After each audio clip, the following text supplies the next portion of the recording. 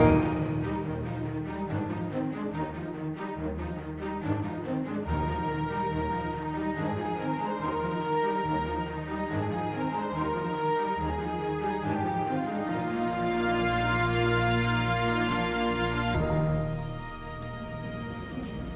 everyone, and thank you for letting me come with Buzz. I'm Cheryl Williams, and I am a volunteer at New Horizons Service Dogs. Buzz is a dog in training. He is 2 years old. I've had him for about a month, and we're going to go ahead and do a demonstration after I talk a little bit about New Horizons. Now, what I hope this does not end up like Johnny Carson when he does pet tricks, because he's not really ever been on stage except for a couple times when no one was in the room. Okay, so we will see how calm he can be. But anyway, with that, I wanted to tell you, first of all, why I have this passion and dedication to this mission, just like you all have a passion and dedication to your mission. Well, most of you have probably had a brother or a son. Well, what I'm going to tell you about is that when my brother was 25 years old, and for those of you who know, when you're 25 years old, you think you're all that. Well, he was an owner of a small print shop. And so one night he was there, he had a late night to finish a print job. It was raining and it was cold out, but he said, it's no problem. I have my dad's big ass Cadillac and it gets through anything.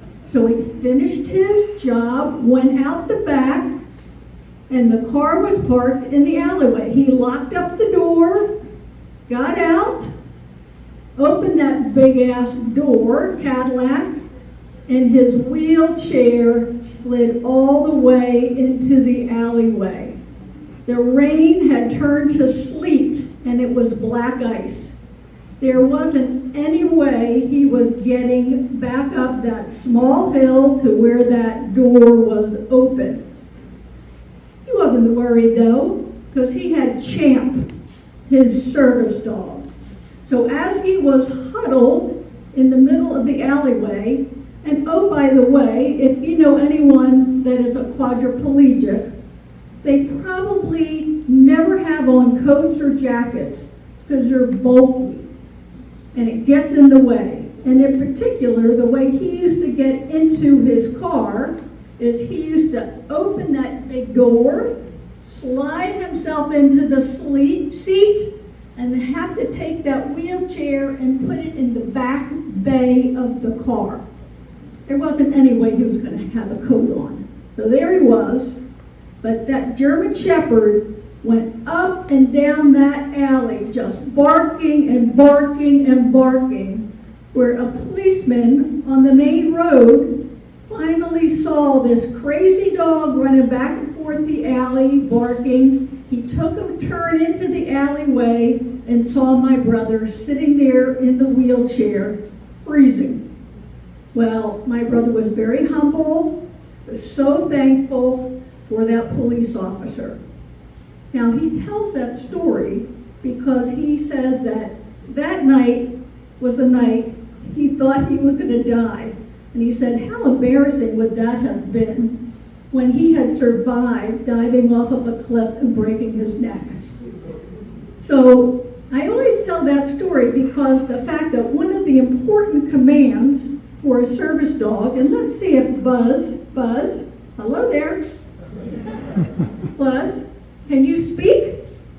Buzz, speak. Okay, he's going to be a Johnny Carson. Wait a minute, let me see if I give you a treat. Okay, speak. Come on, speak. Buzz, speak. Speak. Come on. Speak. Oh!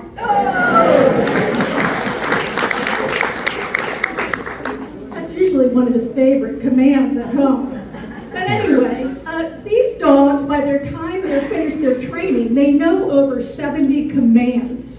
And as my friend that once did the puppy training, and I gave her the command list so that she had the right language for the dog while I was on vacation, looked at me and said, "My husband doesn't know that many commands." But they do. It's very important that they have that language. And their most important task, particularly for someone in a wheelchair, is to be able to pick up objects, be able to open up cabinets, doors, refrigerator doors, be able to get up on cabinets and reach, be able to shut those doors, be able to open up regular doors. Perhaps they're a balanced dog, and then also PTSD dogs. So all of you know, if you have veterans, you've been a veteran, or you have veteran friends, PTSD is very important, and these service dogs save lives by becoming PTSD dogs. But we also have some dogs that once they go through training, just can't retrieve, or maybe can't do tugging. They become dogs for autistic children. And again, it's amazing. I didn't quite believe it when we started to do that. But when we matched some of those dogs to those kids, one of the parents, after the first night, they took their dog back to the hotel for the first overnight. She said, "I got a good night's sleep. That dog got in bed with my son, and my son stayed in that bed." She said, "If that's all that dog does for that child and me, that changes our lives." And so that's some of the people that we help with our service dogs. But one of the things that when I moved to the Villages, I had already been retired 2 years and was working for Canine Assistance. They do mobility dogs in Atlanta. But my husband said, "We are moving to the Villages. They have 27 golf courses." I said, "Well, first we must find another organization because this is my passion." So we came down for a month and I did research. Southeast Seeing Eye Dogs has a great organization, very well organized, wonderfully funded in Tampa, but they do the Seeing Eye Dogs. That was not my mission. So I did find New Horizons, small organization. I had already taken my husband to a couple different places, and he says, "Oh, come on, you could go find that." And I said, "Okay, I will. I'll put the GPS on." And so this is in Central Florida, Orange City. So I got there, I have my GPS on, and I come upon this sandy road.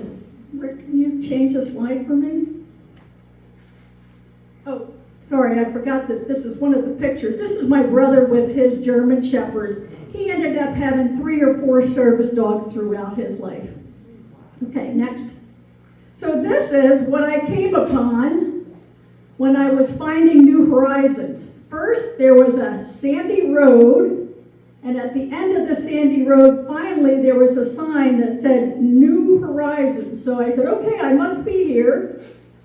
There was a house that's been converted to an office with the office in the front. There were RVs. Turns out those RVs, the maintenance person lives there. There are goats on the side and free-range chickens. So I went in, I introduced myself and found that their program was pretty doggone good. So even though it's a very small organization, I decided this is an organization that needs my help. And so I have been working with them for almost 10 years now. Buzz is my 15th dog in training. So at this point, I feel like I'm pretty loyal to New Horizons. We have our bumps in the road. Any nonprofit organization does. But let me talk a little bit about how they do their program. Next. They do breed their own dogs. The breeder females are picked from the litters. We have someone come in, do the analysis as far as how they look, their structure, whatever those experts do in order to pick the best female. Every female can have up to 4 litters. Not all of them have 4 litters, but they can have up to 4 litters. Once they have the litter, the owner of that breeder dog gets to pick a theme. So when people say, okay, I can't wait till you get your new dog to know what the theme is. This is Buzz Aldrich. He's an astronaut theme. I have had Matterhorn, mountains. I've had Strudel. I have had Starbucks. I have had Zaxby. I have had, it's hard to remember all of the names, but they all have a theme. And so if you ever get a dog, think of a theme, and then you'll be able to come up with a dog name pretty well. Okay, next. The other thing is the puppies, because golden retrievers have very large litters. The last litter we have, they have a litter in there right now, 11 puppies. So what they do is they mark the puppies with nail polish, either on their thigh, their right, and they're all marked. And then every day they have to be weighed the first week, in particular to make sure that they are gaining weight, because that mama has a hard time doing 11 puppies. And so every day they are weighed a couple times a day. The mother stays with the puppies for 5 weeks. Okay, after that, the mothers get to go home, but they still stay there with their litter mates. Next. So while they're there with their litter mates, they have different pens that they stay in. There's an outdoor pen. There are toys out in the back.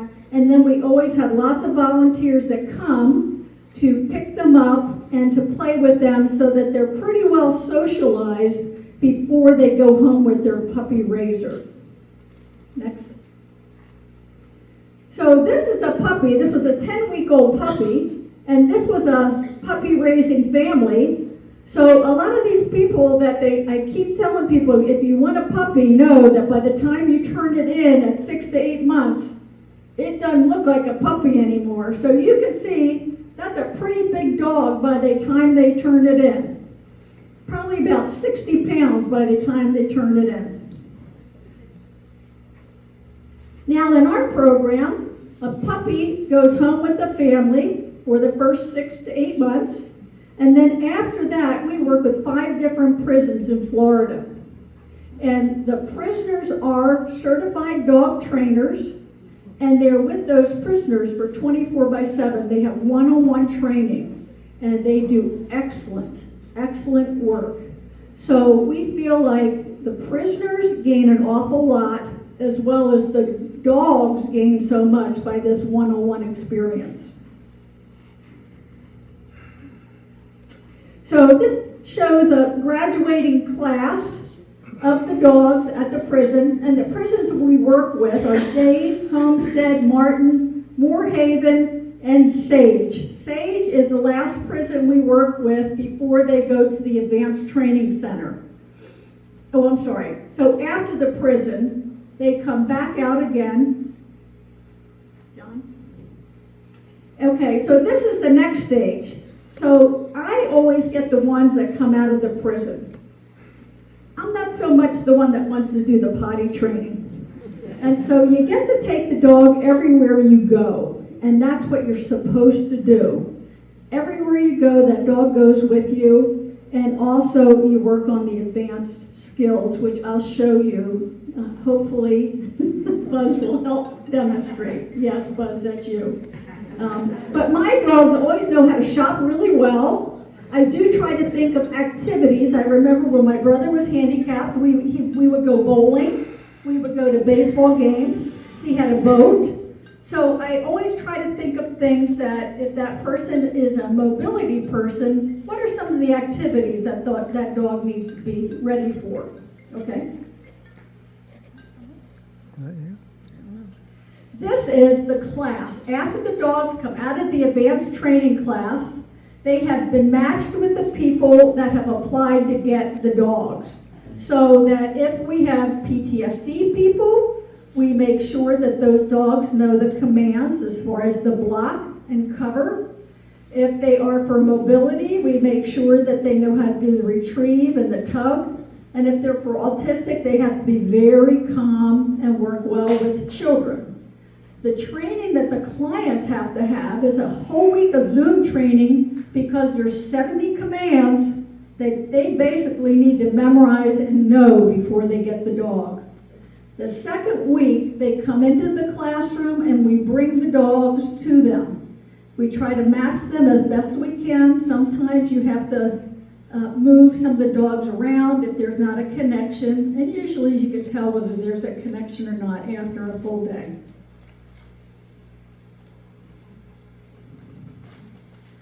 So after the dogs are matched, there's a graduation. It's once a year. So those of us that have done puppy raising, we don't see the dog probably for a while before we get to see who they're matched with and see how they're doing. It is amazing because by the time we see them, the dogs are bonded with that new person. Yes, they remember the puppy raiser and they make a little fuss, but then their eyes are right back on their person. Even the puppy raiser is not going to distract them from that person. So I'm going to just brag a little bit, but for those of you who have kids, you know your first kids have more photographs than others, right? So this was the first dog, and he happened to be the one that they actually put on the milk bone box for a year. He was selected to go with Brandon. He was going to college, and he didn't want to stay at home for college. The local TV show gave him a van, and then he was awarded a dog. So they have since graduated from college, both Brandon and Mojo, but this was a great match because Brandon was in a wheelchair but also needed a balanced dog because he would get in and out of the wheelchair. Okay, this next dog, they knew ahead of time they was committed for a hospital wing, for the Children's Cancer Wing in Atlanta. And so I had to train the dog not to lick and not to pick anything up. But what is so amazing is that when we were moving here to come to Florida, the people that bought our house had seen Fauna. She was in her crate with Please Do Not Pet because people were touring the house. And that woman told me at closing that her daughter was 3 and had died and had been in this wing, and she prayed that this dog would go to that wing because they wanted a service dog for the families that had to go through this horrible experience. And that's where this dog ended up. I had no idea it was going to this particular hospital.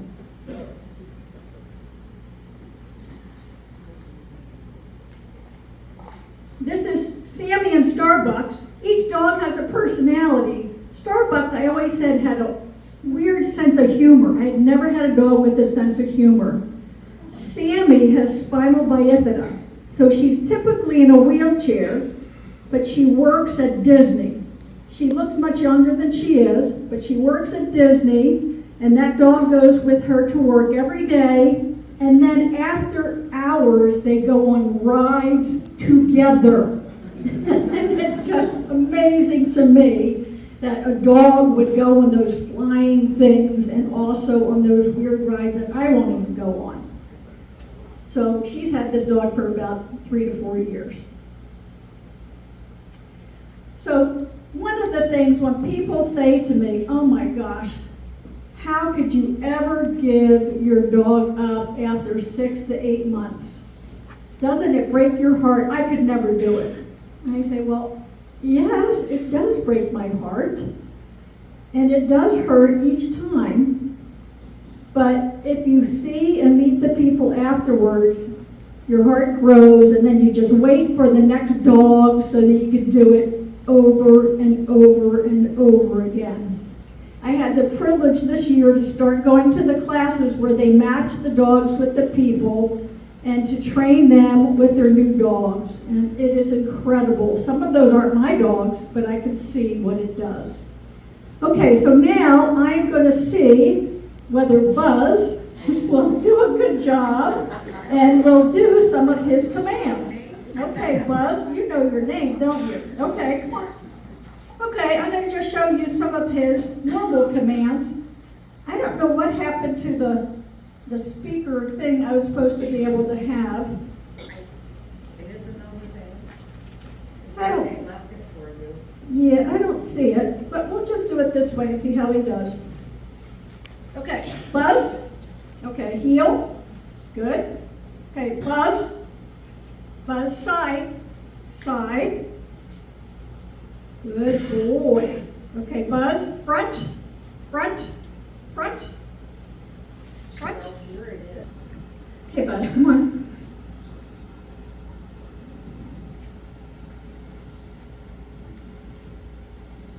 You will get a treat if you do this. Okay, can you tug? Tug. That's it, tug. That's it. Can you get that for me? What's in there? Get it. Get it. Yes. Good boy. Okay. Excellent. Okay, Buzz, over here. Turn around. Okay, push. Push. Push. Good boy. Okay. Can you open the top one? Right up there. That's it. Good. Oh, a little more. A little more. Okay, good. Okay, push. Yes. Okay. Sometimes he enthusiastically pulls the whole drawer out. Okay, wait a minute. I don't want to run over you.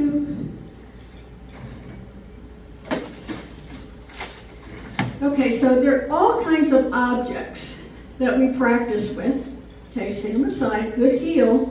Good heel. And we're practicing with the wheelchair, so as you see, he kind of gets out of the way. All right, which he has to do, so I don't run over him. Okay, so here's something typical. Sunglasses that people fumble with and they lose them and they drop them. Okay, get them. Come on, get them. Thank you. Oh, good job. Good job.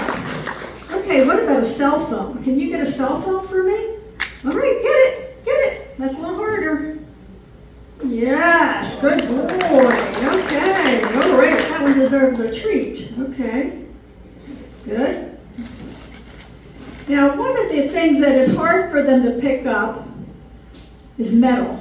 So this is a spoon, so we practice with metal things. And quite honestly, I saw your cane, and I was wondering whether he could pick up the cane. So we'll have to try that later. Okay, get it. Get it. Oh, uh-oh, get it. Uh-oh, you dropped it. Thank you. Okay, let's see if he can do this. We haven't practiced this, but this would be something typically if he was a balanced dog. Buzz, come here. Get it. Get it. Come on. Get it. That's it. Get it. Yes, come on. You can figure it out. Yes, very good. Very good. Very nicely done. Okay, we're going to put it over here. All right. It's a little slimy for you now, Barbara. John will clean it up. Yeah.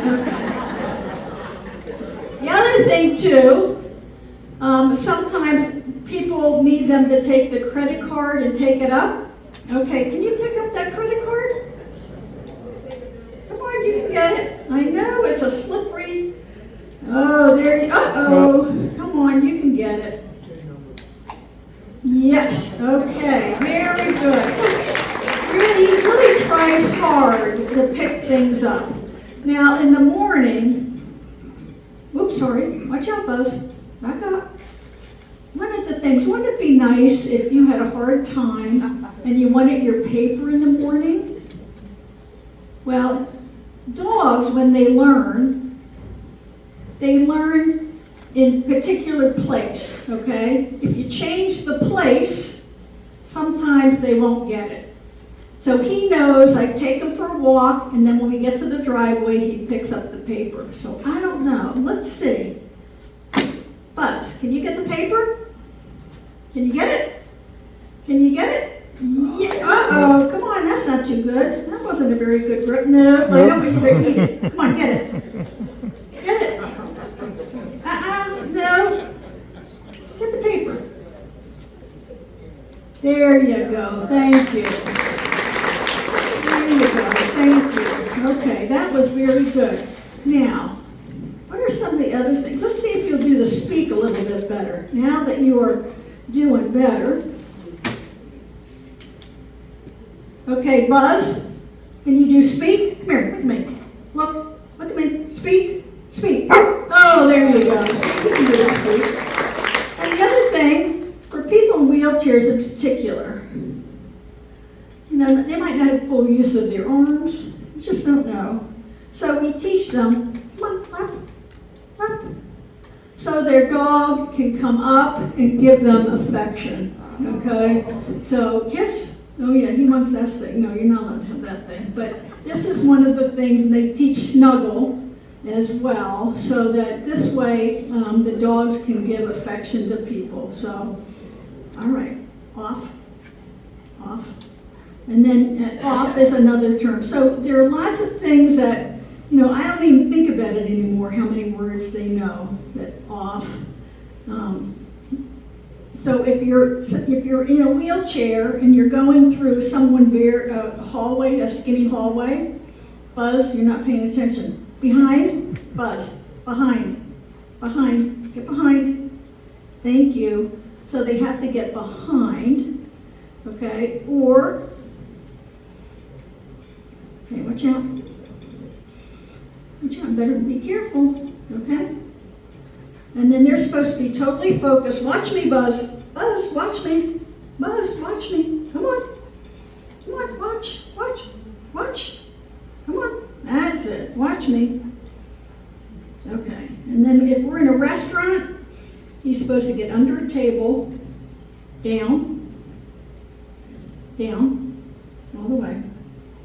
There's essentially supposed to be invisible. Supposed to go under the table and be invisible and stay there the whole time. These dogs, if they get distracted, they're not going to be any good for anybody in a wheelchair. If they chase squirrels, they go after balls, or if someone comes up and says, "Oh, can I pet you?"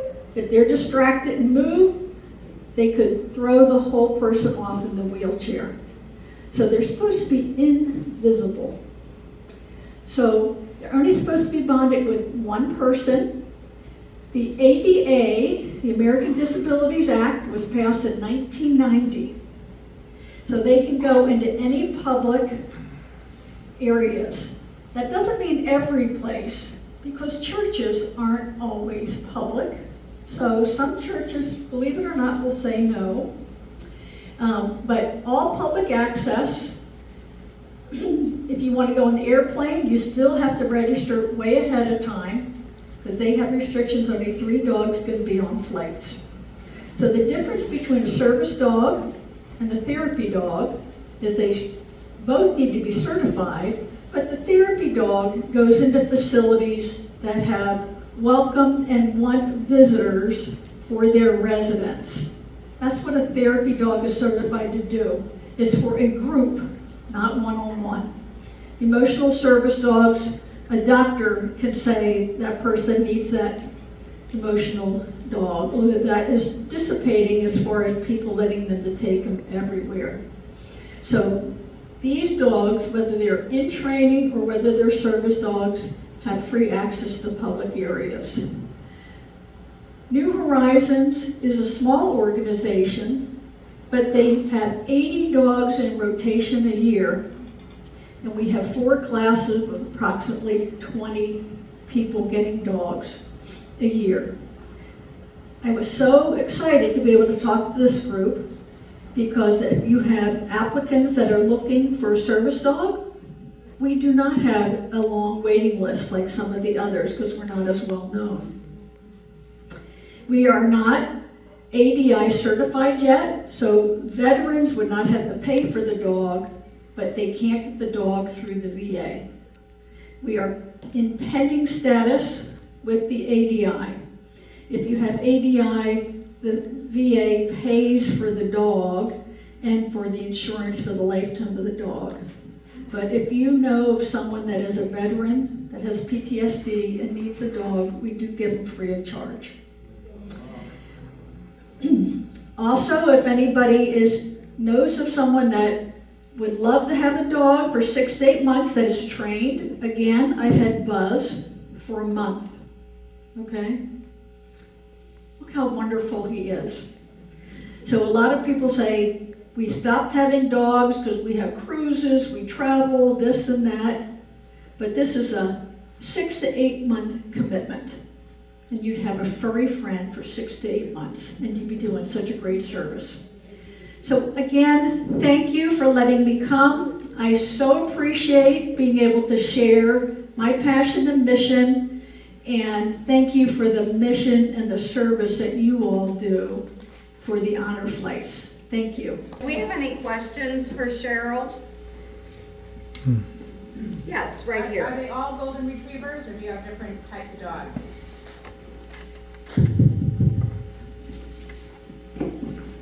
They're golden retrievers and Labrador retrievers. I do golden retrievers because I think they're a little less energetic and not as muscular as they get older.